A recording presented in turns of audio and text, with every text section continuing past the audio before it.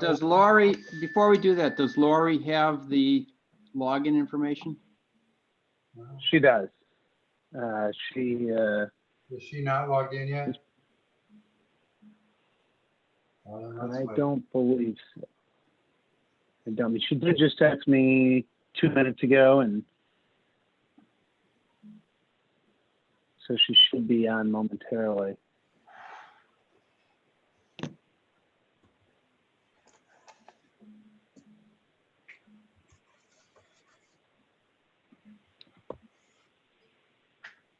Okay, I think Lori's here. She might be on by phone. I'm assuming she's one of the attendees by phone. So if you want to go ahead and get started, Brian, we can begin. Let's call it order the workshop meeting of the Park District of Highland Park. It's Tuesday, April 14th, 2020 at 6:00 p.m. We're all attending via Zoom. Roxanne, please call the roll. Commissioner Bernstein, Here. Commissioner Grossberg, Here. Commissioner Flor Swicekoff, Vice President Ruttenberg, Here? President Kaplan. I'm here as well. We have a quorum. Wait. Did Lori say that she was here? Because I didn't hear her. Can you make sure we disable her Okay. talking? Lori, oh, okay. Yeah. It just said mute disabled. So I called in. I'm not sure if that makes a difference, but You are good to go. okay, great. And- So I'll just mute myself Okay. then, right? And unmute myself accordingly. Yep, that sounds great. Okay, great. Thank you. Thank you. Okay. We're ready to rock? Yes. Okay. Brian, has anybody written to you to send in public comments? I have not received any emails for public comment this evening. All right, and I did skip one. Do any of the commissioners have any additions to the agenda?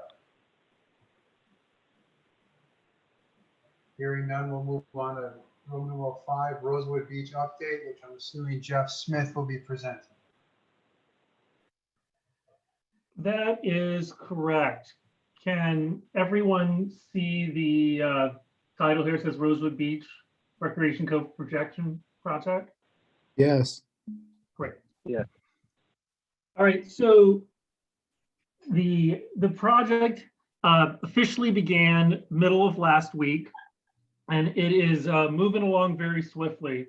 So I'm going to give a little bit of an update on where we are with the project and talk about a couple of next steps.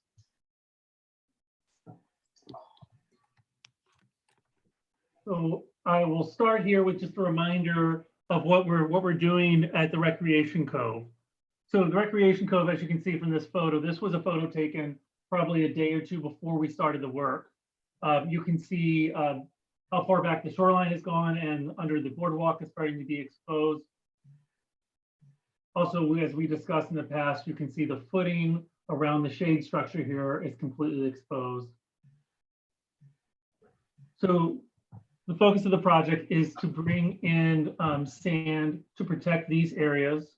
And that sand is the bird's eye sand, that larger material that we used in the previous 2 coves last fall. And then also this area here that's circled in red along the breakwater, this interior wall of the breakwater, we are bringing in stone to reduce the amount of sand that we feel is migrating through the large pores in this breakwater.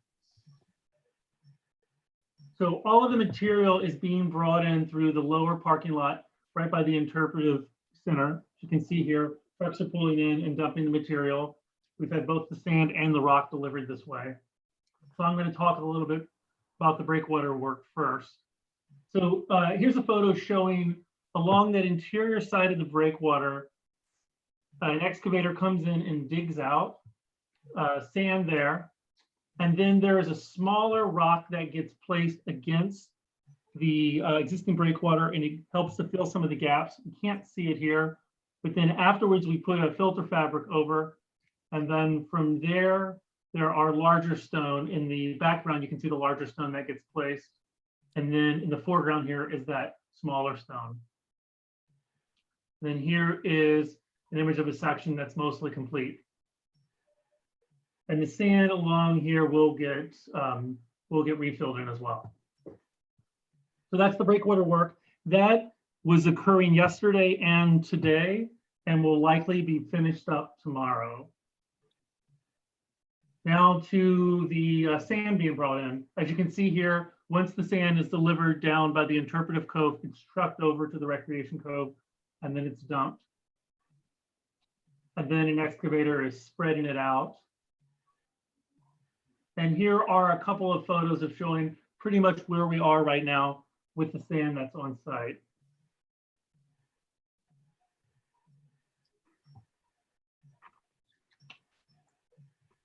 And so all of the sand that was requested, that was originally spec'd by Smith Group, has now been delivered. And there was a possibility that that material may not be enough to reach their original plan for the drawings. One of the reasons being that their estimates were based exactly on that, were estimates based on photos and site visits rather than survey. So now that this material has been delivered, we did some surveying late this afternoon, and it looks like we would want to bring in some more material. So Smith Group is recommending that we bring in a minimum of 2,000 additional tons of sand. And so I want to talk a little bit about the project budget and explain what this means and what kind of an impact this would have. So the original budget for the project was $350,000 in budget in Park District capital plan. With the construction and engineering, it has come to $323,843. So this Jeff, can addition, you repeat that number, please? I apologize. absolutely, $323,843. Okay. And this additional sand, the cost for the material and to have the material placed and graded would be $56,800. So that would bring our project to $380,643. We have, I'm actually going to be meeting with Keno and Smith Group tomorrow morning on site to talk more about this. Like I said, the survey was done late this afternoon, and I just got this response from them just a little bit ago. We'll be talking about this a little more, but right now they're thinking that they are recommending a minimum of that amount of sand we brought in to help to protect.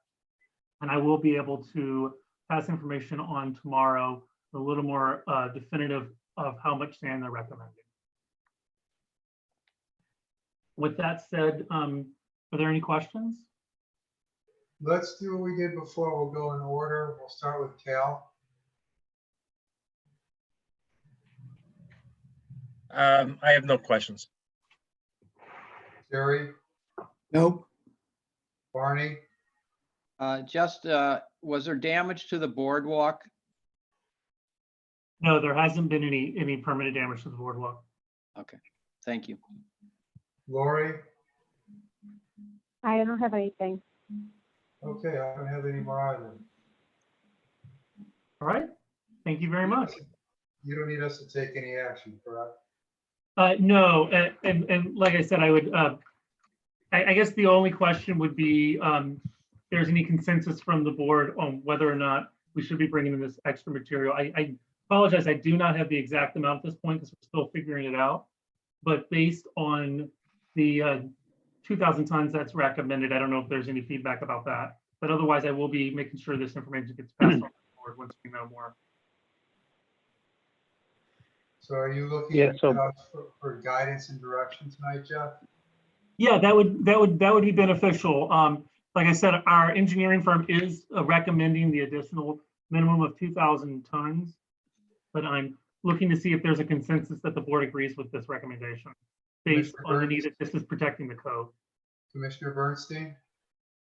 So is the new the new total all-in price, and how does that vary versus what we budgeted? Can you remind me again?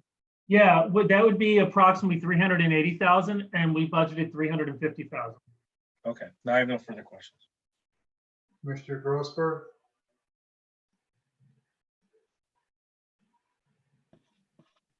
okay, I'll take that as a yes. Commissioner Ruttenberg, I have no questions. Sorry, my mute was on. I said no. Commissioner Weisskopf. Nothing either. All right, Jeff, then I guess you've got our approval to move forward. Thank you. Thank you.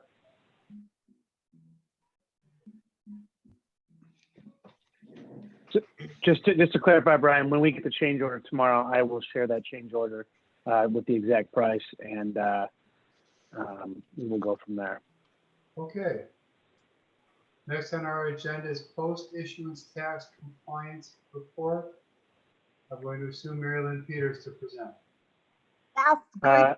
Actually, yes, go ahead. Sorry. Are you sure? Okay. All right. Good evening. Good evening. Can everyone hear me okay? Yes. Yeah. Okay, perfect. What?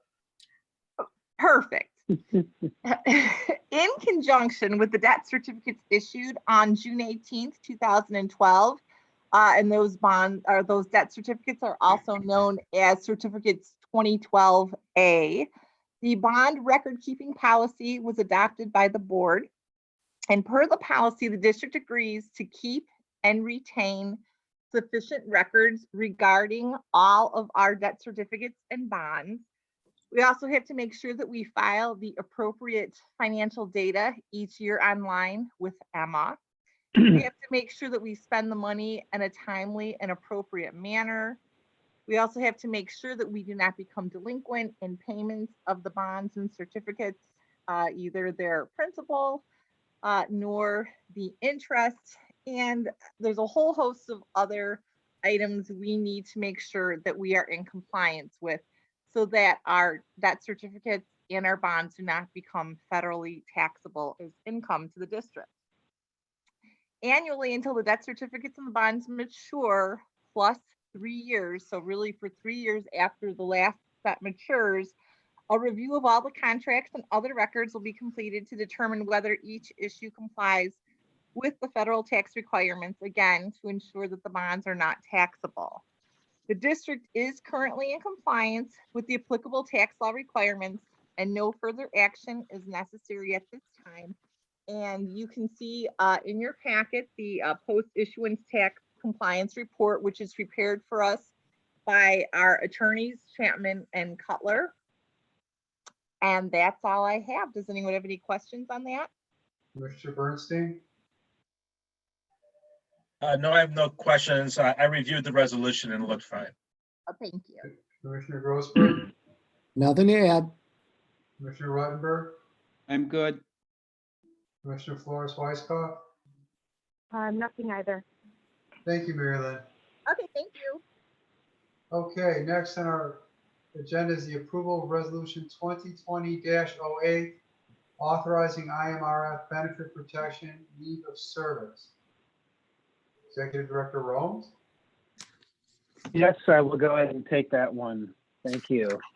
So, as you know, the district made the difficult decision to furlough part-time Class 2 and Class 3 employees effective April 11th.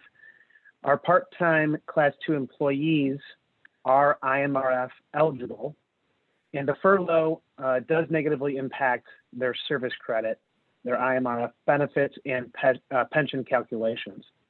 IMRF does offer benefit leave protection in order to protect an employee's status with the IMRF during such leaves of absence. The 21 impacted employees have been offered the option to apply for benefit leave protection. This is completely optional. Once approved for benefit leave protection, the employee would have to pay their portion of the IMRF contributions prior to the district being responsible for the employer portion. While the employee must pay their contributions in either a lump sum or a unit payment plan directly to IMRF, the district's portion will be calculated into future annual contribution rates.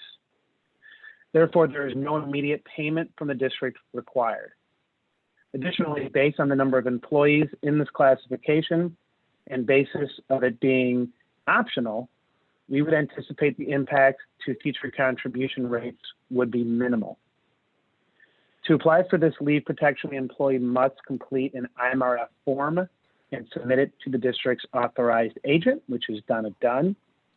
Once this is done, IMRF requires that the board approve each application during a regular or special board meeting unless a resolution is passed authorizing either the authorized agent or another authorized designated person to approve the applications. So what you have in your board packet is a resolution prepared by Ansel Glink and approved by IMRF. It would essentially allow me as a secretary of the Park Board of Commissioners to approve applications for benefit leave protection submitted by furlough employees without additional special board meetings. Our recommendation is that this resolution be passed to ensure the prompt submission of this paperwork on behalf of the employees in order to protect their IMRF status. Any questions? Commissioner Bernstein? Yes, so if I'm understanding this correctly, we're just following the procedure that's outlined by IMRF. We're not making up this procedure. This is something that's already been codified by IMRF. Correct. So our other, IMRF, I'm sorry. no, I was just going to say, yes, I think if you're going to ask if other districts are doing this, yes, they actually supplied a general template to all of the agencies, knowing that this would be of interest to the districts, since there will be so many furloughs that are happening during this time, that instead of taking each one to the board, it obviously would create a significant time gap between when the applications were submitted and then waiting to next board meetings. So during this specific period of time, it would give me authorization to just approve those. And it's I think a very minimal impact to the district. And I think it's of benefit to those employees who are in IMRF status and have been serving with the district. Okay, I mean, I don't have a problem with this as long as it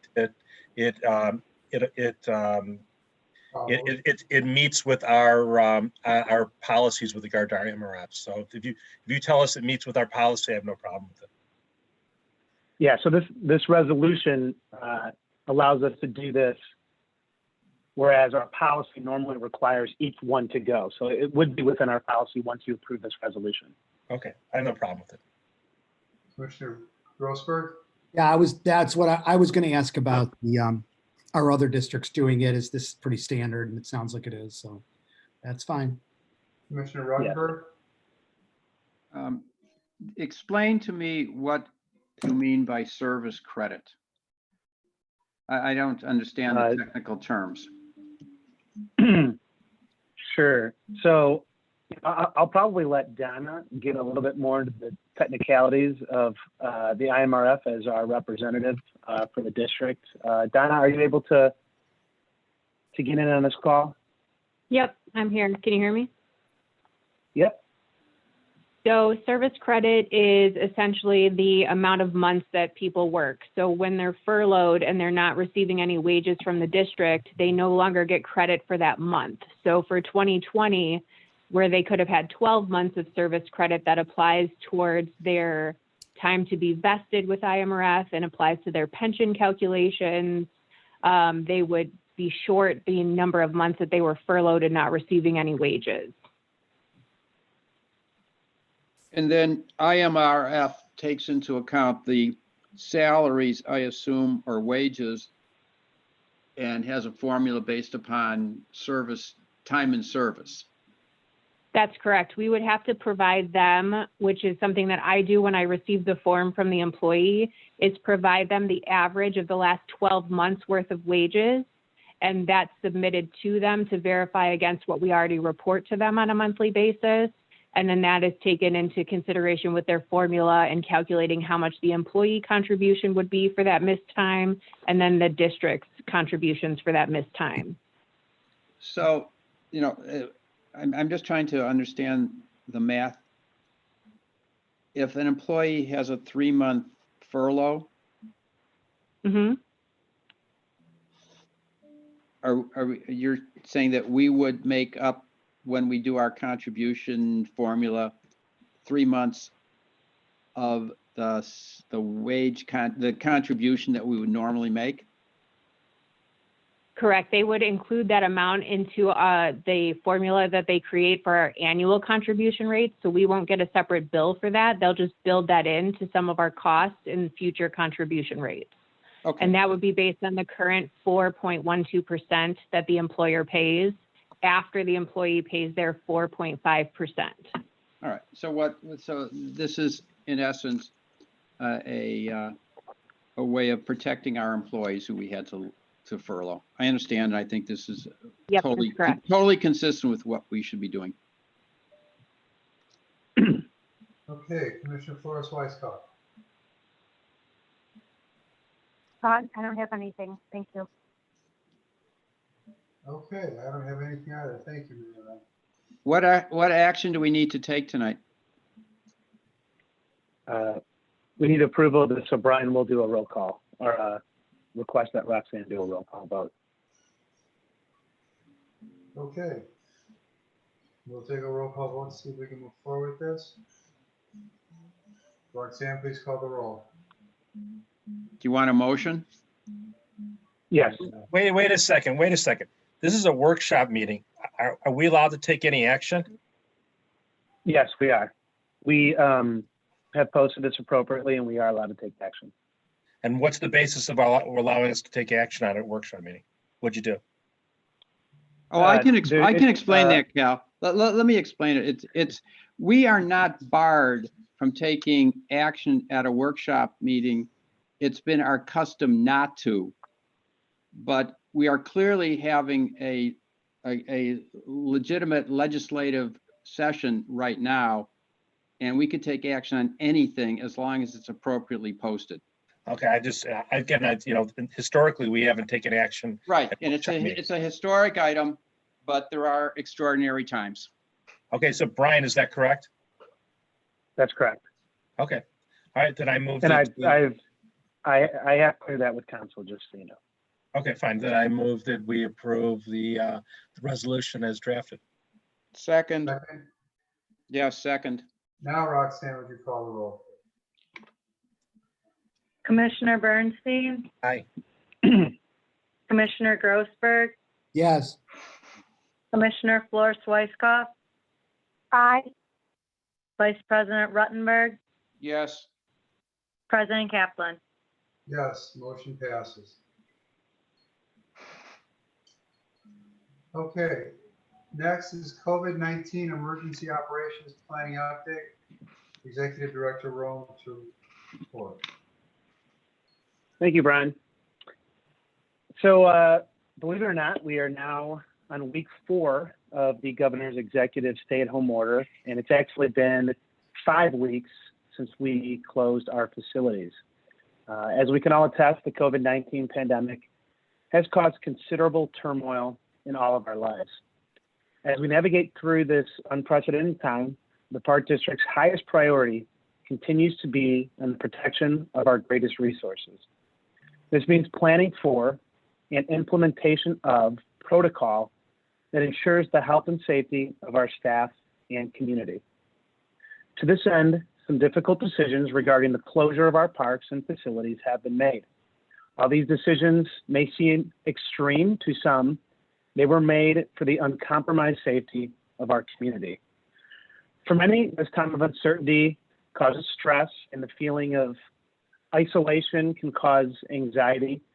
So for this reason, the Park District has made significant efforts to continue engaging and communicating with our residents and community. I wanted to take a short period of time to turn a short presentation over to Director of Communications and Marketing, Liz Nicola, to talk a little bit about some of the efforts that the Communications Department and the Recreation Department have put together to address our communication and engagement efforts over the past four weeks of the stay-at-home order and the 5 weeks that we've been closed. So, Liz, are you able to connect here? I am here. Can everyone hear me?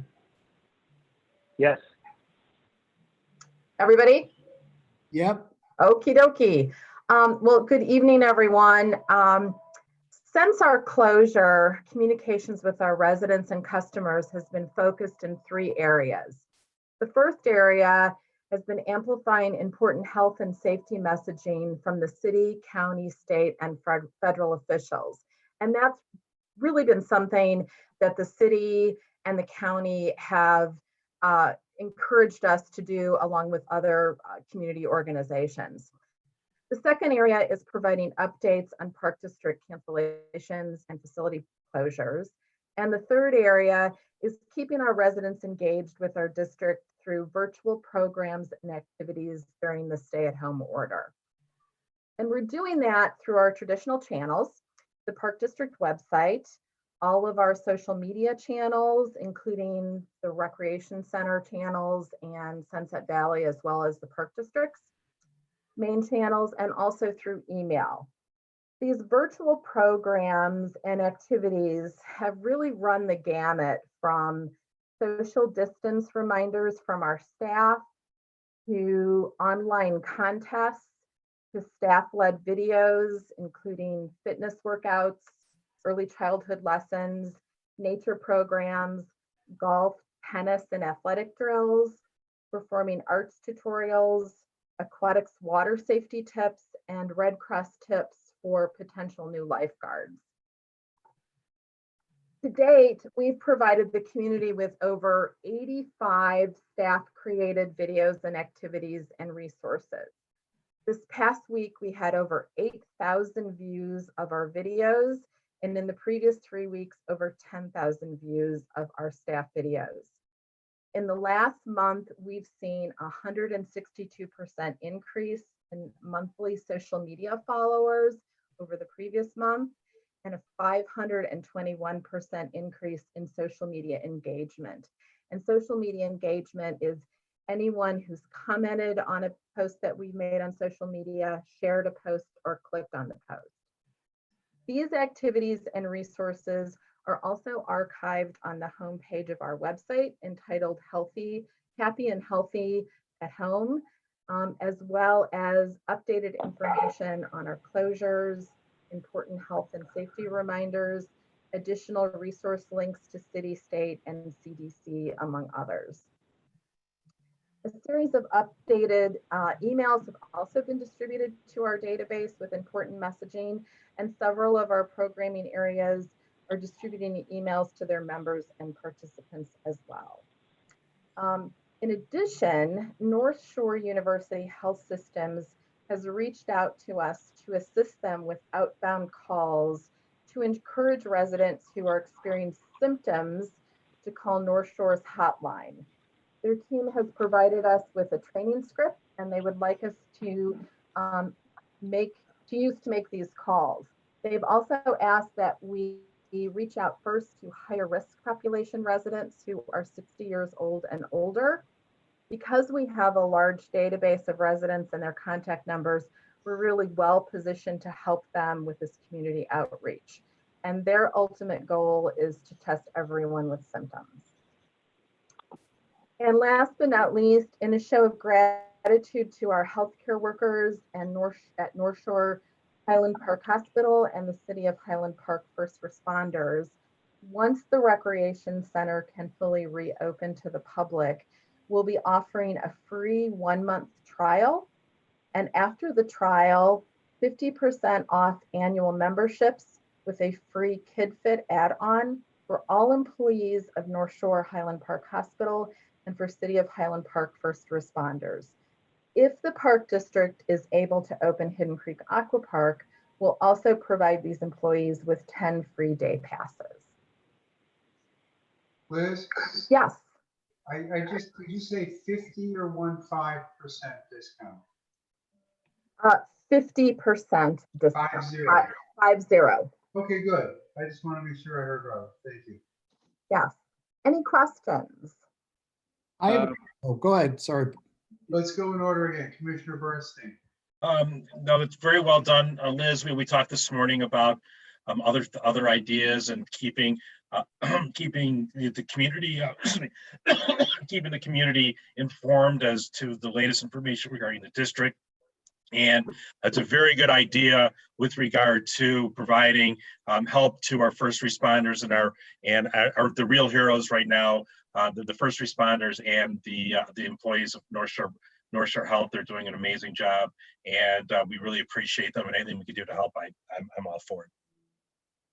Commissioner Grossberg.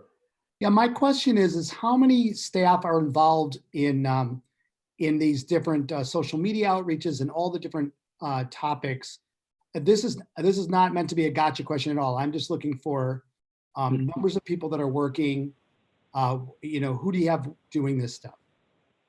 Sure. We have a kind of a central Google document that my team is using, and our staff members from Heller Nature Center, from the Recreation Center, from Park School, athletics, our Deer Creek, as well as Sunset Valley, are all providing us with these videos. We are also providing some of our own, and then we're distributing those out. We typically do, I believe, about 3 to 4 posts a day on the Park District social media platform, which is Facebook is our main one. We also do at least 1 post on Instagram. The Rec Center also has their own Facebook page, and they're doing multiple posts a day with workouts. And Sunset Valley also has their own Facebook page, and they also are posting golf tip videos on their Facebook page. So it's really a concerted effort of everyone. And so I have a couple more follow-up questions to that. So is that 30 people? Is that 10 people? Is that 50 people? What are we talking about, do you think? I would say 30 people potentially. Okay. And then and that's a guess. Right. Now you said you're doing upwards of 3 or 4 postings a day. Is that right? We are. And typically if the city requests that we amplify an important message that they have provided to us, that would count as one of the posts. But that really has been minimal in the last couple of weeks. At the very beginning, we had a lot of those, but we're really trying to, you don't want to do too many because then people won't follow you anymore and will pretty much just tune you out. So you kind of the happy medium is about 3 posts a day. So we try to do 1 in the morning, 1 midday, and then 1 in the evening. Okay, so that was kind of dovetailing into my next question was what would a typical day what I call PC, pre-COVID, right? You would not do that many each day normally. We would not. Right. Okay. Thanks. Commissioner Ruttenberg. Yes, thank you. Liz, great job. I would like to suggest that many, and I guess I'll start with senior citizens, don't necessarily do Facebook other than to see their grandchildren. But we do have, through the rec center at least, I'm familiar with the RC Beat, which is an email. And I know at an earlier conversation, I had suggested, and maybe it was just lost in translation, that we use the email platform where we can send out 1,000 emails and not just rely upon Facebook to communicate with people about this programs, the workout programs, whatever it is that we're doing. I think we're missing it. I haven't seen an email on the RC Beat letterhead for a long time, suggesting that we do have these workout programs.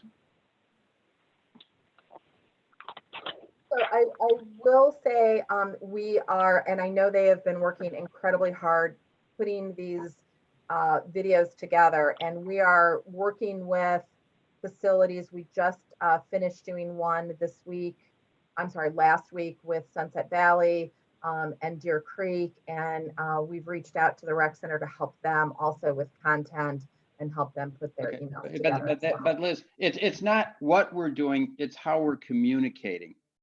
And I also would suggest that if we have a separate email list for the golf course and a separate email list for the rec center, we ignore those distinctions and we merge it and send everybody that we have any contact with information about every single thing we're doing. I might be interested in learning how to practice a golf swing with a baseball bat or whatever it is that we're teaching.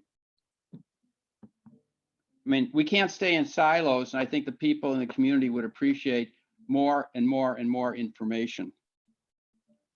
And my second point I want to bring up is I think it's great that the hospital is asking us to reach out. But again, this is where we should use all of our lists. And just because we identify, well, let me finish. Just because we identify somebody as a senior doesn't mean that if we sent an email to their daughter who's in town, they wouldn't go and say, hey, mom, I just got this. Look what you should do. So let's not just focus on the age differential. Send things to everybody in the whole community and blanket the town with our blasts. Agreed. And we, I just received prior to this call content from North Shore that we can include in emails. That was something we requested. And we're starting with the senior population first because they're most at risk, and we'll continue through our list with those calls as well. So you're right, we'll be hitting them on all those fronts. And that was just observations of things that I would hope that we can just use the electronic medium and reach out to 35,000 people instead of 3,000. I am done. Commissioner Flores Weisskopf. I agree with Barney. Marketing, you're doing a really nice job in keeping the community engaged. As far as what Commissioner Ruttenberg just mentioned about the seniors, I too have been thinking a lot about that, and maybe take it one step further, have a section in all these email blasts that we're sending to golfers, to whatever lists we're using, maybe call it like tell a senior, perhaps come up with some little phrase, not support a senior, but you know what I mean? Like try to find something where maybe someone isn't thinking about it, you know, but that might trigger it. Like I'd say, oh, I should tell my neighbor, you know, Betty next door. You know, just kind of draw focus to the fact that, you know, while they're getting this information, it may not be directed at them and their interests, but it's just a way to get information and for us to share it. Also, I've been checking out any questions on that? Does that make sense? Yeah. Okay.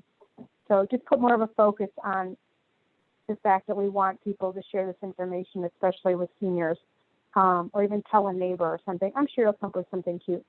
But the other thing is, I've been looking at the Facebook stuff. I don't do too much Instagram. I just check it occasionally. But the video that someone did, I remember it was for chalk. They were doing sidewalk chalk. And you guys, I don't know if you saw this, but the instructor from Park School worked with cracks in the sidewalk and made things out of it. So for example, like the big sewer, the round thing, she made a bicycle out of it. I mean, it's really creative, and I was like, wow, this is great stuff. Are we doing anything to get the community to share their stuff with us? Like, I know we're sharing, but you know, why wouldn't we do, what have you been drawing on the sidewalk? How do we showcase what kids in our residents are doing after our tutorials or after our videos? Yeah, that is a good suggestion, and it's something that I know we have gotten some. We just did a post yesterday, and it was our skaters from Centennial that had done a fun message that we posted. But you're right, getting the community to participate is a good way to keep them engaged as well. Yeah, 'cause like I said, I like what we're posting, but I see like 15 likes. That's all I'm seeing. I'd like to see that engagement be more obvious, that not only are they seeing it things, because, you know, on a post, you're not going to see how many read it versus view a video. So, you know, perhaps we can engage them more by what did you make or something. But I like it. Other than that, we're doing a nice job there.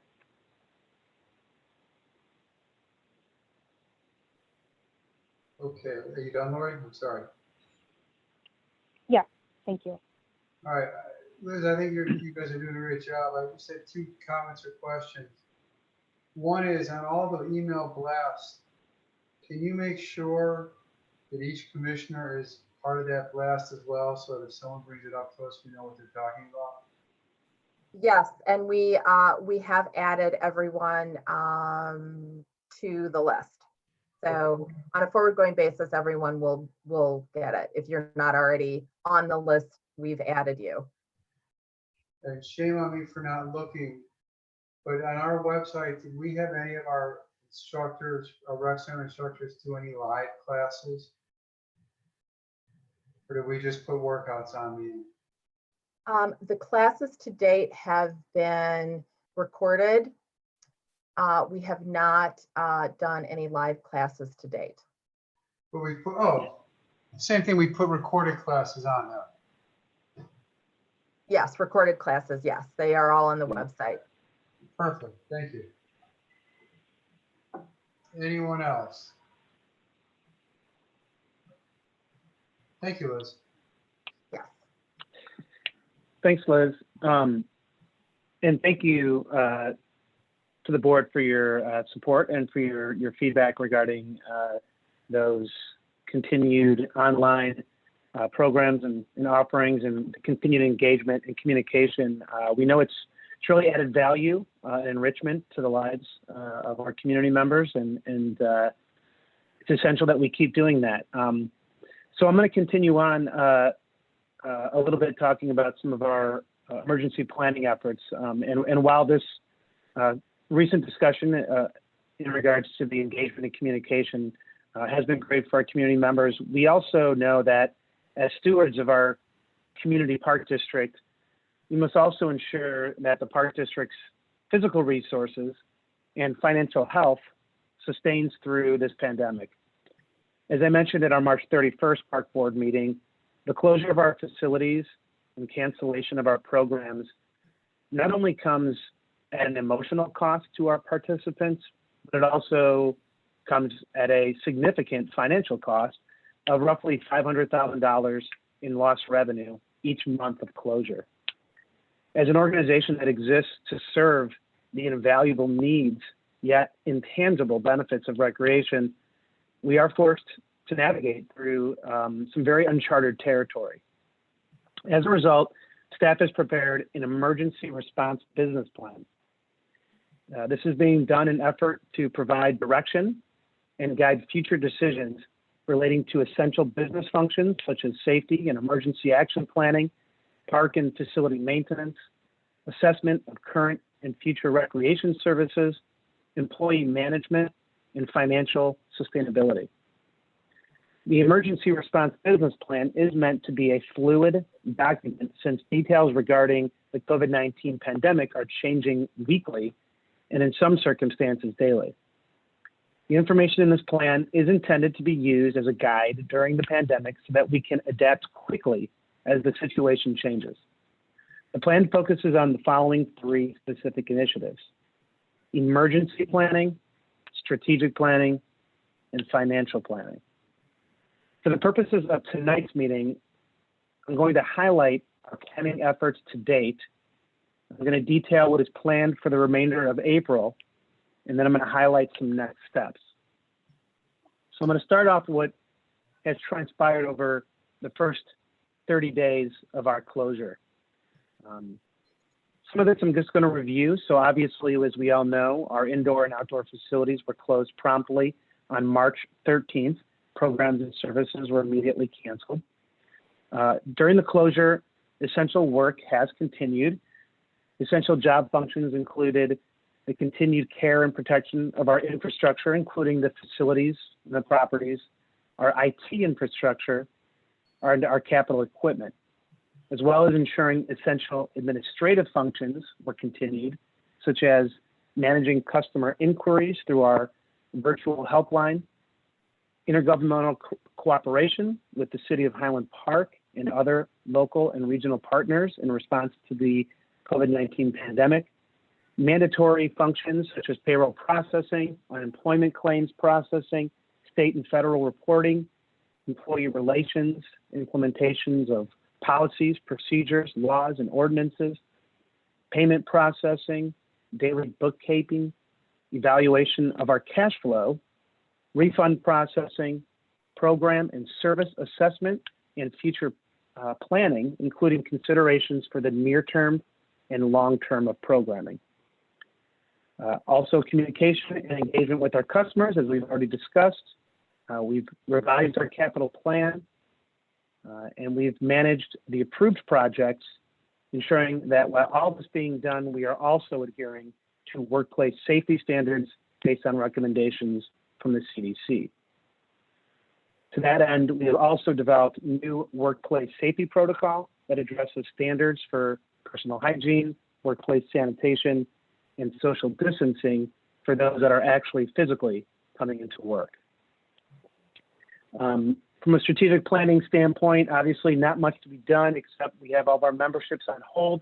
Refunds have been given for winter programs scheduled to end April 30th. We did cancel some events. The Breakfast with the Bunny was canceled, the Egg Hunt, Ice Show, dance and theater shows. And as Liz talked about, we've been posting online videos for program areas. And then finally, from a financial planning aspect, in reviewing Park District expenditures, we have prepared a plan that ensures the continuation of our required administrative functions, essential maintenance of our infrastructure, while also significantly reducing our expenses to ensure a minimal impact to our fund balance and that we have adequate cash flow during a time where we are uncertain of our potential revenue. To highlight just a few efforts, we did review our 2020 capital plan and identified over $2.5 million of projects that we will continue to defer and likely defer to 2021. We've identified a minimum of $600,000 in operating expenses that will be eliminated from the budget in 2020, so we won't be spending those items. In regards to staff management, our administrative team has tackled the difficult task of leading our teams through a fog of confusion while evaluating some complex scenarios and making some difficult decisions regarding our organization's financial health. The unfortunate reality that we have come to realize is, while under normal circumstances, our part-time Class 2 and 3 employees play some of the most critical roles in serving our community, they are unfortunately unable to work during the closure. This, combined with the significant loss in revenue, led to the decision to furlough all 186 part-time Class 2 and 3 employees effective April 11th. While the loss of their services is invaluable to our mission, the estimated net reduction in payroll after unemployment costs is estimated at roughly $30,000 per payroll or $60,000 per month. While this is one small step of many, it is difficult to see our valuable staff unable to perform these functions during the closure. Looking ahead to the remainder of April, obviously our facilities remain to be closed and essential work does continue from the administrative standpoint. We also now, beginning yesterday, we had our parks, facility, and golf staff scheduled to begin essential maintenance work outside in our parks and properties for 32 hours per week. So they were on a reduced schedule. The outside work includes many necessary spring cleanup and maintenance for our outdoor areas, which include mowing and obviously trash pickup and many other essential services that I won't go into detail about. But obviously these services are necessary to protect and maintain our properties.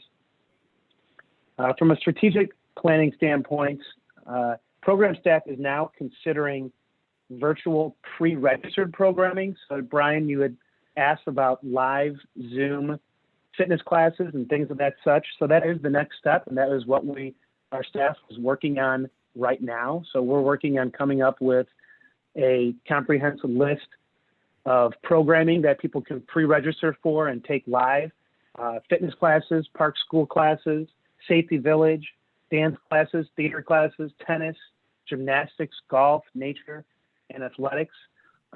Staff is currently right now preparing those curriculum and those classes, and we'll be offering pre-register for those classes to allow participation live and online. In addition, planning for a variety of partial service levels once we reopen is critical. So we're considering things obviously such as private or small group training, limited class offerings, golf course and driving range opening with newly adapted standards for social distancing, and much more. We are evaluating all potential outcomes for programming, including reduced service levels for groups of 10 or groups of 50 or 150 or less. Obviously, we've looking at a lot of our events for the summer, and I'll talk about those in a minute, but we understand that when we open our doors that standards may be different. It will definitely be a transition. We don't expect to open our doors and go back to the same types of programming that we offered or that we conducted before the closing. So we are working up accommodations for how we would implement those programs from a staffing standpoint and from a participant standpoint, ensuring that obviously the health and safety of our participants and our staff is primary. We're also evaluating future considerations for programming, which I want to talk about now. So we will need to make a decision in the next few days, and I will ask for some feedback from the board. But we, at this point, are planning on delaying the pool and beach opening to June 13th. We'd like to make that decision now. We believe the amount of time and energy that is required to open the pool, considering the closure April 30th, will not really be in the best interest of our staffing, of our community, and of our financial situation to be able to get that done by the time we would normally open Memorial Day weekend. And we don't believe that there will be a demand at that point either. So we are at this point saying the pool will not open any sooner than June 13th. Cancellation of Fourth Fest and all Fourth Fest activities is something that we would like to decide in the next few days. We are working with the City of Highland Park, and we've had discussions already about the potential of canceling all those activities. Obviously, the governor has made a recommendation to cancel all large events for the summer. So in compliance with that, and of course for the health and safety and concern for our community, we are working collaboratively to make that determination and message that appropriately to the community.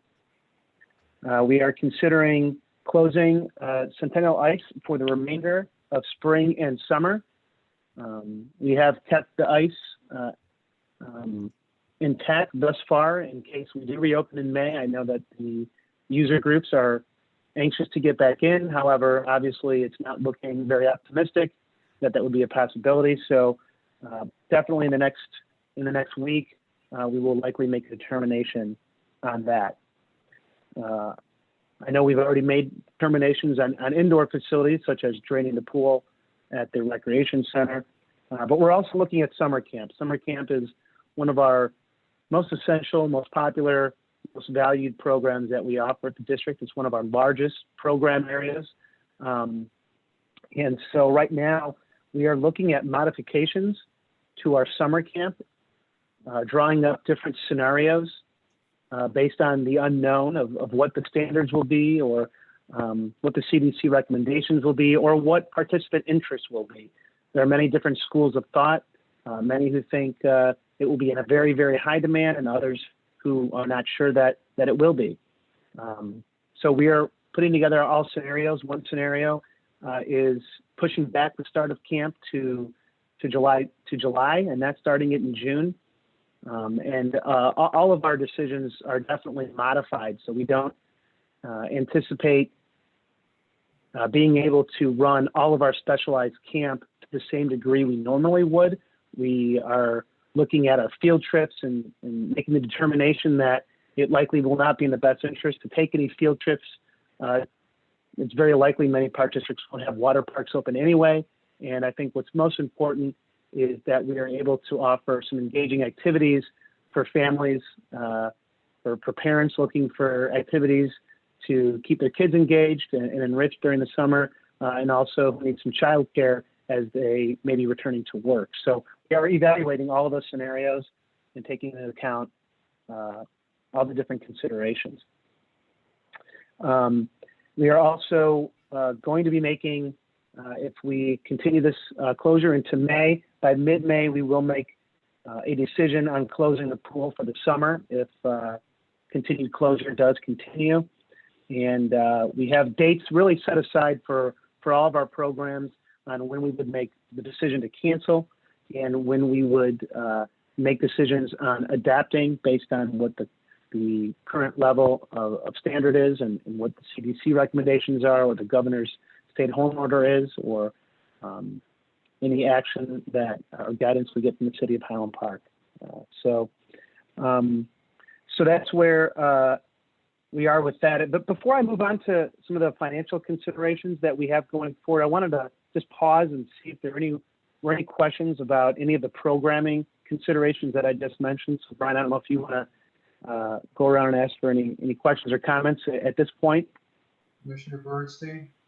I have no questions. We spent a considerable amount of time this morning at the Finance Committee talking about these issues. So most of my questions were answered then, so I have nothing further at this point.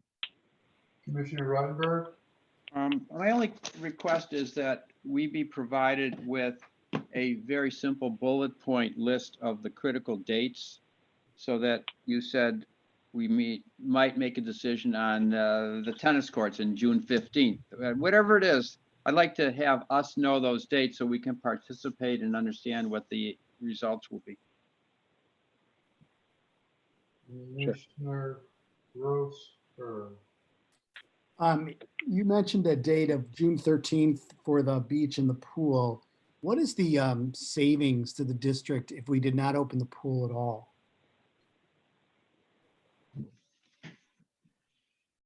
Yeah, that's a good question. We definitely have analyzed the savings. I'm not sure if I don't have that figure right in front of me. Mary Lynn or Mitch Carr may have that more readily available, but obviously the biggest savings is going to be the staffing, and we usually, in a good season, we either break even or we lose about $100,000. We have in the past. So we would eliminate that loss. And considering where we're at with this year, I think we would save considerably more than that if we were to open. So it's at least from a loss perspective in the past, it would be $100,000 that we would not expend. So I don't know if Mitch or Mary Lynn, you have anything to add to that? Yeah, Brian, I would concur with what you're saying, is that we typically do budget the Aqua Park to lose money in the budget. It is approximately on any given year between $60,000 to $100,000. I can, while we're on the call, I can look up the information, but that's a general number of what we typically budget. And I can look up the number as we're on the call and give you an exact figure of what we budgeted to lose this year. Okay. All right, Commissioner Flores-Weiskopf. I'm good. My only question is, we had talked about doing some work in the capital plan. If I missed it, I apologize. Are we going to put that off at the water park? Yeah, so some, and again, Mitch can probably comment to this, but we are putting off some work at the water park and some work we are moving forward with, depending upon if it's just essential work that needed to be done this year, and whether we open the pool this year or next year, that work still needs to be done. I know we're looking at maybe deferring it from cash flow purposes, but Mitch, I don't know if you have any comments on that. Yeah, the one project that did get deferred to into 2021 was the pool heater replacement. That got deferred. The pool filtration got deferred to the fall.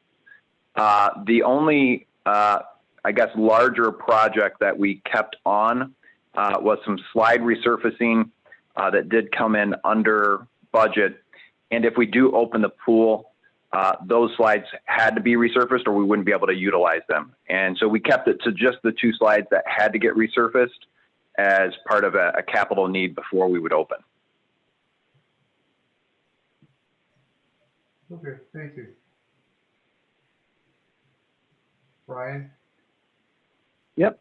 Okay, great. So I'll continue on with the concluding part of my presentation.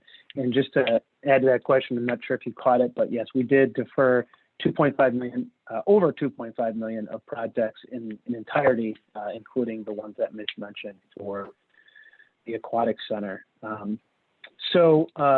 Lastly, from a staff management perspective, we will be moving into our first phase of reducing hours for part-time class 1 and full-time staff. So again, we are faced with some extremely difficult decisions. Our class 1 part-time and full-time staff are obviously essential human capital that work, long days and weekends to provide mission-critical programs throughout the year to our community. And the quality of planning, organizing, leading, and serving that they do cannot simply be quantified in hours per week. But they are invaluable resources for the district who are responsible for the enrichment of our community and the social, emotional, and physical well-being of our patrons and participants. The decisions surrounding our future staffing levels certainly were not taken lightly. We had to weigh the value of cost savings necessary for the financial sustainability of our park district with the disruption of our staff infrastructure that delivers our award-winning programs, services, and manages our award-winning facilities. With these thoughts in mind, we have made some difficult decisions, which include the following. Beginning April 18th, which will be this Saturday, all 97 full-time positions and 12 of our part-time class 1 positions will have a reduced schedule and therefore a reduction in weekly wages. This will result in a reduction of all full-time and part-time class 1 staff hours, reducing total hours by an average of approximately 20%, resulting in a conceptual reduction of payroll of $45,701 per payroll, or $91,402 per month. In addition to this, in addition to the many difficult decisions that the administration is faced with right now, and that I know the board is also faced with and concerned with, we're evaluating vacant staff positions that, if necessary, will be placed on hold for the remainder of 2020, as well as potential freeze on merit increases for the remainder of 2020. And these combined savings would also amount to roughly more than $500,000 in savings for the district. So as we move forward, we will continue to evaluate our efforts on a weekly basis, obviously taking into account the protection, the health and safety of our staff, of our community, the performance of essential work duties, and the management of operations, capital expenditures, and staffing. If the stay-at-home order continues, we have numerous contingency plans in place to be able to manage our finances in all the categories that I have discussed, whether it be capital, operating, or staffing. And we feel very confident that we have a very strong plan in place. With that said, I wanted to share with the park board a cash flow model that shows, it represents what our current cash on hand is today, and where it will be at the end of April, what it's anticipated to be, as well as where we anticipate it will fall at the end of May, at the end of June. And if this does continue through June, we have anticipated what our cash flow will look like for the remainder of the year, for the remainder of the 6 months. So I'm going to ask Mary Lynn to walk us through that model, and then obviously be available to answer any of your questions. So Mary Lynn, do you want to take over and share your screen, or shall I share it? I can attempt to share it and see how it goes. If not, you were a great wingman this morning. But let me try to load this up since my computer seems to be working fine this evening.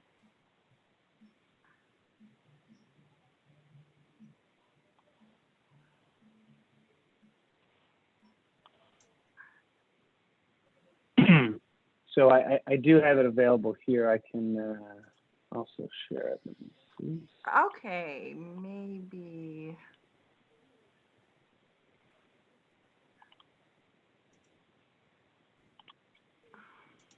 Oh. Okay. Very good. Thank The you. right screen? Yeah, that's perfect. That's perfect. Well, actually, you know what? And Brian, I'm just going to deviate for just a second from what we had discussed this afternoon, only because it kind of hit me that we do have 3 commissioners on that have not been privy to our past couple of financial meetings. So to give you just a quick glimpse of all of our cash on hand, what we did is we broke our cash on hand into 3 different areas. We have our cash flow projections, which we're going to discuss in a minute, that Brian was talking about. So this is really our operating fund and rec fund, with a beginning cash on hand of almost $9 million. We also have what we would call, I guess I can't really click on the bond fund, but Brian, you know what, can you click on that for just a second? Okay, there you go. So let's not forget then, separate than the money that we're going to show in the cash flow projections is our bond proceedings, the 7.250. With interest at the beginning of April, we were actually at 7.263. As we discussed, Jeff had gone through, well, the group has gone through and changed what we are going to spend this year in capital projects. All capital projects are going to be flowing from the bonds. So that's what is represented here through the end of the year. And we will still have money left over from the bond issuance for additional projects next year. So those monies are excluded from the cash flow projections we're going to discuss in a minute. And then if we could click, Brian, on the capital projects fund, that we have roughly another $7 million sitting in. And that is, it's just the regular straight up cash projects fund. We're really going to try not to touch this fund if possible, because we can borrow from this fund for operations, while we cannot borrow from the bond issuance that we just had. That money has to be spent only on capital projects, as that is what we stated with the intention of the bonds when we issued them. Okay, so now back to our cash flow projections. I want to start with on top where we have notes. These are sort of the assumptions that we used in putting the cash flow projections together. So when we get to the bottom of this and we look at our final expected cash on hand, this is going to be before we do any sort of transfers from the rec fund to the capital projects fund. So those transfers will not be presented where Brian is highlighting right now down in the F113 and 114 cells. Also, this model, so a little bit different than what Brian was talking about. We did this a little bit more, I would call worst case scenario. This model is based on complete closure through June 30th. Then you can see in column F, it's highlighted in green that this anticipates a soft opening in July with projected revenues in there of about 50%. Then we have August functioning at about 75%. And then starting September 1st, we would hope to be at 100%. But you know, it is just so hard to predict. We don't know truly when will we open, what will the public's you know, intentions be with going, you know, back outdoors, and number of people, many different assumptions in here. So also with the partial opening in July, the other assumptions we did make is that there would be no summer programming, so no camp. We also projected that Fourth Fest would be canceled in these numbers, and we also did assume that the pool would be closed for the season. And I was having problems with my mic before, but I think, Brian, when you said 100,000, I think the number was a six-figure loss projected for operations of the pool in July and September. So those are some of the assumptions we used in putting this data together. And then finally, another really huge piece of this is the tax levy, the tax extension. It should be noted that generally, by this point in time, we should have received our tax extension, and we have not. And while no one of, you know, in the authoritative body said they're delaying things, they all do say, well, we'll be done as soon as we get this from so-and-so. And as long as so-and-so gets us this, we'll do things on time. And so the feeling out there when I talk to other finance directors in other park districts, as well as over at the city, we do anticipate our tax revenues to be delayed. So there are no tax receipts in May, which is generally when we start receiving our tax receipts. We receive the bulk of our tax receipts of the first of the two levies of the year in June, but there are no tax receipts budgeted in there. And in fact, we projected our budgeted tax levy, all of it, in that column F, July through December. We anticipate receiving all tax receipts, which is about 50% of our revenue for the year, to hit during the last 6 months of the year. The caveat I will say there is, you know, will people be able to pay? You know, we usually bring in 97 to 99% of our tax levy. You know, is that really going to happen this year? Are people really going to be able to pay their taxes, especially knowing that they cannot be foreclosed upon? So again, there are a lot of assumptions in here, but we tried to make do with the best data that we have. So why don't we go back over to column C and start with April. So what we did is we, of course, have closed March books, and that was kind of our starting point here for April. We had cash on hand of roughly $8.7 million. And then we looked at what our original income for the month was expected to be, which would have been that cell C107. That was in our budget that we would have a loss in April of roughly $800,000. However, for April, in fact, we are projecting now a loss of roughly $1.5 million. And that's because in our model, again, for April, May, and June, we projected complete closure, which means there's no income coming in the door. And not only do we not have revenue coming in, we are refunding various programs at this point. We've started doing that. You know, we have obviously payroll expense, insurance expense, utilities expense. We still have, you know, so many expenses coming through.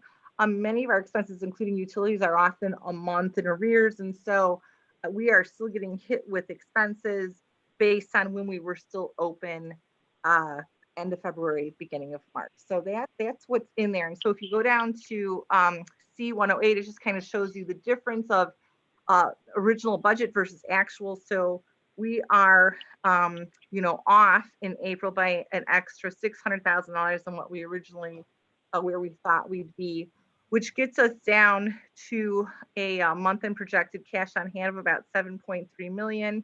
However, if you go down to C115, this is where we really want to be careful, is what percent of the reserve. Our reserve is our 25% reserve is dictated by the board is about 4.6 million. So at the end of April, we are still, you know, well above our reserve. Now, if you take the cell C112, that then goes back up to D25. So obviously our ending cash on hand in April becomes our beginning cash on hand in May. And we pretty much went through the same exercise again, where, you know, we're at that point in May, we'll have reduced payroll costs, again, anticipated no revenues. We are anticipating some reduction in utility costs and some other costs across the board. And this kind of carries so on and so forth, April, May, June. And when we get to the end of June, we do run into a bit of a snag when we go down and look at our projected cash on hand, and that would be cell E112. We show a cash on hand balance of 4.6 million versus our reserve of 4.6 million. But in reality, if you look at cell E116, you will see that we have fallen below our 25% reserve policy by roughly $40,000. And so that's where, you know, things get a little, you know, dicier. So that's where we project ourselves to be at the end of June, just a little bit off the mark of, you know, where we would rather not fall below. It is important to keep in mind that, like I said, as long as we are not spending cash from the capital projects fund, we can borrow from that fund to fund our operations. Of course, we would rather not have to do that. Other issues in June that are not here, we do have a different, much more detailed spreadsheet, but I don't think we need to look at that. But we do have some debt certificate payments. You know, we just talked about that earlier this evening. And so sadly, in the debt service fund, because we do not anticipate any of the tax levy coming in June, that means that that service fund is going to be unfunded. And so we will not have enough money in there to pay some of the interest payments that will come due in June. And so that is also reflected in this column E when we look at our projected June numbers. The next column, column F, like we said, this shows us a soft opening, hoping that roughly, you know, 50% of our business come back, with a lot of programming being canceled. Also in this period, we do have budgeted in here to get our roughly $11 million of tax receipts during that time frame. And so in fact, you know, if the 11 million comes through, and, you know, Brian talked about the $600,000 of operating cuts that have been made, significant payroll cuts that have been made, and just, you know, so many different departments came up with so many different cuts, that honestly, at the end of year end, and provided that our, you know, we do collect the bulk of our property taxes, we really don't look awful. I think everyone's been working so hard to make sure that we are still salvageable and afloat at the end of the year. And again, hopefully not having to borrow from our capital projects fund, but, you know, actually our financial position, it looks to be in a bit of a better place than what we had originally budgeted there, down on cell F113 to the tune of about $1.1 million. So that is where we're looking right now. There are so many estimates in here. You know, it's really hard to project out because we don't know the mindset of people.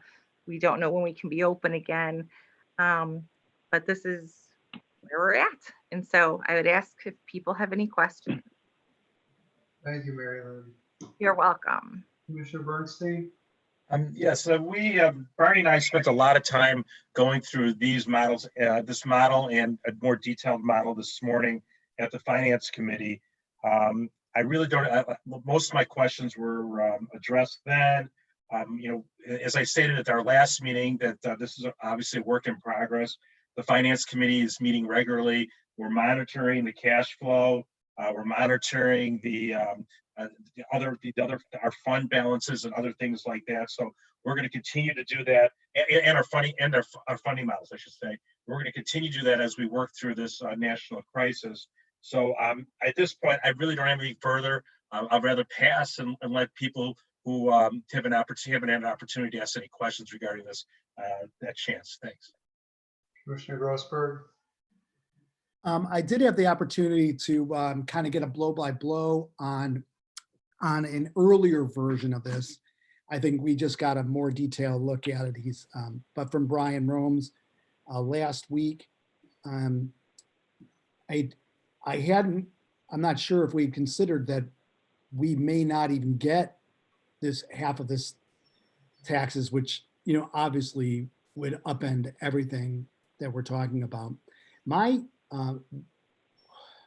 guess my question would just be that I wanted to, well, actually, before I ask a question, I just wanted to make sure I understood this correctly, that F-112, the reason why we look more positive there is because of the austerity that we are showing with not hiring certain people that have already been hired, and through a deferring of projects and some of the earlier plans of furloughs and taking some of the percentage of salary off of exempt employees, et cetera. Is that why that number appears so positive? So Terry, I agree with everything you said except for capital projects. Capital projects are not in this slide. The capital projects are shown under that second slide called bond, because all of our capital projects are going against the bond because we can't borrow from the bond fund. If something really horrible happens here, say the second tax levy doesn't happen, or it doesn't happen until November or December, we will really be in trouble. But we can borrow money from the capital projects fund, which is roughly $7 million. And so that is why we have made the decision to defer projects, eliminate projects, and also to run all projects against the bond proceeds. When we issued those bonds, we did have very specific projects in mind to spend those bonds on, but we also did have the verbiage in there saying that the Park District could use those bonds for whatever other capital projects we felt necessary. And so that's kind of what we're doing. We are so blessed that we got those bonds when we did, just in case, because we don't know. There are so many things up in the air right now. But so everything you said was accurate, just not capital projects. Those are not coming out of this cash on hand. Okay, and then my question was about salaries, I guess, just for the entire district. I'm not sure if we broke it down to that, but if literally everybody in the district stopped working and we stopped paying them, what kind of savings are we talking about? It's a little over $3 million for a column F for July through December. I believe that's at 3.3 million. And it's, Brian, it's your call if we want to open the more detailed model. This, it does have over 100 lines of detail to it, but salaries were at 3.3 million. And then of course, you would have several $100,000 more in insurance costs too, assuming that we also would not be paying for insurance for those people.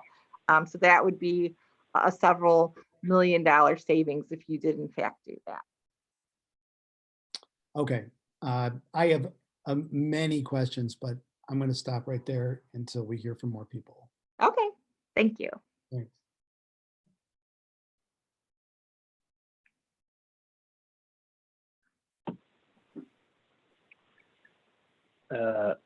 Brian, are you still with us? I wonder if he's muted. Yes, I apologize. Commissioner Ruttenberg, I apologize again. I have no questions about this presentation. Commissioner Flores Weisskopf. Yeah, neither do I. Yeah, I don't either. I got a full blow-by-blow of the Finance Committee meeting, Executive Director Romes. Brian, do you have any more in your report? I do not. Brian? Yes. Yep. Can you hear me? Yes. Yeah, it's Cal. I wanted to go through everybody before I said, just basically try to summarize. But we talked about this at length this morning at the Finance Committee, and again, we're going to continue to monitor this. I mean, the good news is that even under a terrible scenario, the district's finances should remain healthy. We should still be okay. So, I mean, obviously, if we don't get any tax revenue for this year, that's another issue. But even if their tax revenue is delayed, even if you know, we remain closed for an extended period of time, through the plan that Brian Romes has proposed, and through some austerity measures that Mary Lynn was describing, is that we still should be okay, and we should still hopefully be able to comply with the district's fund reserve policy. So all that is good. I mean, we were fortuitous that we did float those bonds back in February, and we have those sitting in the bank, the proceeds from those, which allows us with more flexibility. But this is not gloom and doom. We do have some flexibility with the district to do things. We are doing what is necessary as we've pared down our capital, our budget for this year. We're just doing what has to be done, and we're deferring everything else that can be pushed off. So I think that we can feel comfortable that that the leadership of the district is taking this situation seriously, and they've come up with a serious proposal. But then again, there's a lot of variables involved here, and things are changing, daily. And so this is something that's going to have to be monitored and watched. And again, as Barney and I have been, we've made ourselves available through the finance committee, and anytime they need to meet, we will be available for the district, and we will keep a close eye on this. Okay, thank you, Cal. Can I step in for a second? Yeah.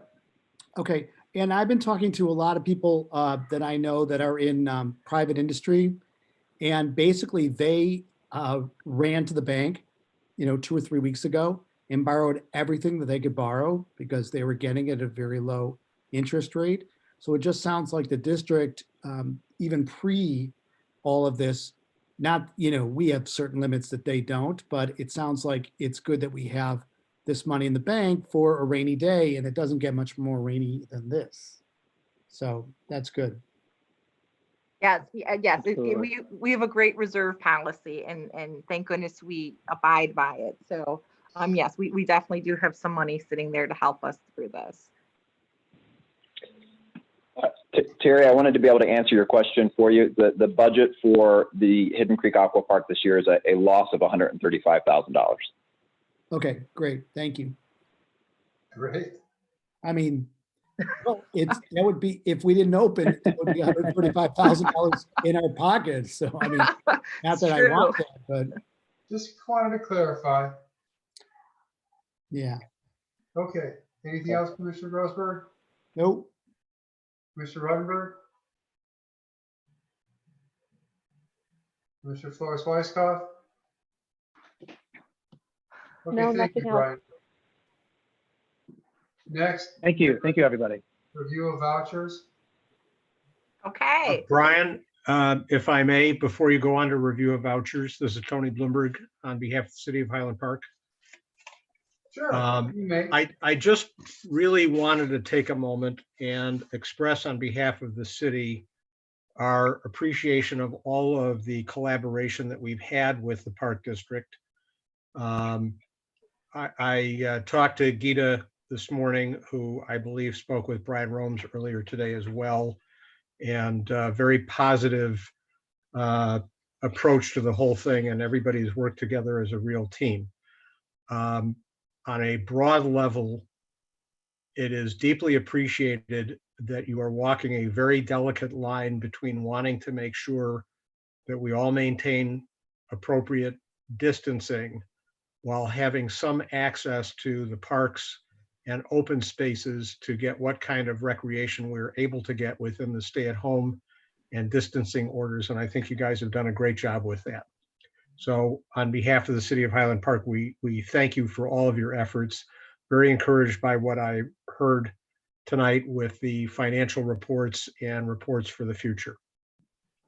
Thank you, Right. John. I can tell you to dovetail Thank you. There are multiple emails a day between Brian Rome's, Gita, that I'm CC'd on with questions on social distancing and what we're opening and what we're not opening and why. And I give credit to Brian and Gita for patiently answering each and every one in expedient fashion.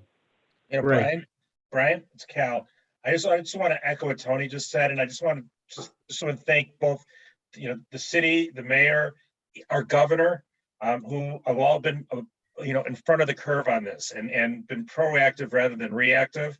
And it's really making a difference. And so, I was going to say sometime during this meeting that, obviously we're monitoring, we're getting a lot of communication from the community, and the city's being included in those communications, and the city's been very responsive, and Brian and Gita have worked very well together to get information out to the community and to answer questions, because obviously this is a work in progress where there's a lot of gray area. It's not black and white. And we really appreciate our partnership with the city in dealing, and by the way, our first responders in the police department, because they've all been very helpful in trying to enforce what we're trying to put in place. So again, this is just a great example of great collaboration between the sister governments. All right. On that note, Mary Lynn, do we have vouchers to review? We do have our voucher report here, and as you'll notice on this memo dated April 14th, everything on here has happened since we were, since we officially closed down. So cash going out the door is significantly reduced. These are numbers that were either in the March figures when we closed the books, or they are reflected in what we have in that projected April column that we just saw in our cash flow projections. So incredibly reduced P card expenditures down to 130,000, with total expenditures for the period coming in at less than $500,000. Does anyone have any questions on that? Nope. Anyone have any questions? Nothing for me. Nope. Commissioner Rottenberg, I have no questions. Commissioner Forrest Weisskopf? No questions either. Okay, that's great. Thank you, Mary Lynn. Okay, thank you. I should have asked this earlier. Do any of the commissioners wish to go into closed session tonight? Yes. Okay. And can I get a motion to go into closed session pursuant to the following sections of the Open Meeting Act? Section 2C1, the appointment and employment compensation discipline of the district, including legal counsel for the district.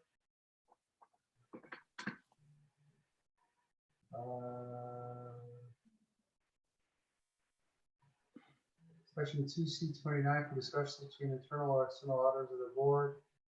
Possible action by the board on items discussed in closed session. I would so move. Can I get a second? Before I second, I have a point of order. How do we do closed session when we're doing Zoom? How does that work? Could someone explain that to me? So right now it is live on our web stream, and Dan Johnson, our IT manager, is on the line. He will take it off of the live web stream. Any attendees, which is just Councilman Bloomberg, would have to get off of the line, and we are able to monitor if anybody were to get back on the line. And so it will remain recorded per Open Meetings Act requirements for closed session, and we would proceed in the same manner that we would as if we were together. Okay, thank you. I'll second. That's a motion. All right, let's take 5 minutes and come back. I think we have to vote on it, though. Oh, shoot, you're right. Okay. So excited to be done. Ross, I think I don't know, do we go roll? All in favor? Aye. Aye. Anyone No, opposed? you have to do roll call. Sorry, no. sorry. You have to do anything on webinar. You have to do roll call. Okay. Okay. Can you call the Commissioner roll, please? Bernstein, Aye.